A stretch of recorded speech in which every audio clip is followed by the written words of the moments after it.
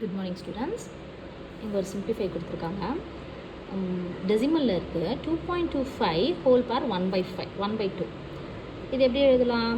அதாவது என்ன கொடுத்துருக்காங்க? 2.25 ஹோல் பவர் 1/2. இந்த 1/2 எப்படி எழுதலாம்? ஸ்கொயர் ரூட்டு தானே அது 1/2. So square root of 2.25. ஓகேவா? இப்போது ஸ்கொயர் ரூட்டில் நம்ம என்ன பண்ணலாம்? இந்த டெசிமலை வந்து ஃப்ராக்ஷனில் எழுதணும்னா எப்படி எழுதலாம்? 2 பார் அதாவது 225/100 எழுதலாமா? ரைட் சைடில் எத்தனை டெசிமல் இருக்கோ அத்தனை 0 டிவைட் பண்ணால் அந்த நம்பர் தான், அந்த வேல்யூ. ஓகேவா? மேலே இருக்க வேல்யூ அப்படியே போட்டுட்டு பை 100 போடலாம். ஸோ இங்கே 2 டிஜிட் தான் இருக்குது, அதனால் நம்ம 2 zeros யூஸ் பண்ணுறோம். இதை ஃப்ராக்ஷன்லாம் மாற்றிட்டோம். இப்போ இது வந்து இந்த ஸ்கொயர் ரூட் வந்து மேலேயும் காமன் கீழேயும் காமன். அதாவது square root of 225 by square root of 100.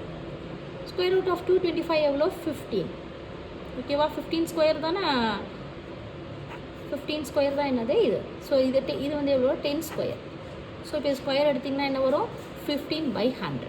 15/10. 15/10 எப்படி எழுதலாம்? பாயிண்ட்ஸில் எங்கன்னா இங்கே டெசிமலில் கொடுத்துருக்காங்க. ஸோ நம்ம வேல்யூஸும் டெசிமலில் மாற்றணும்.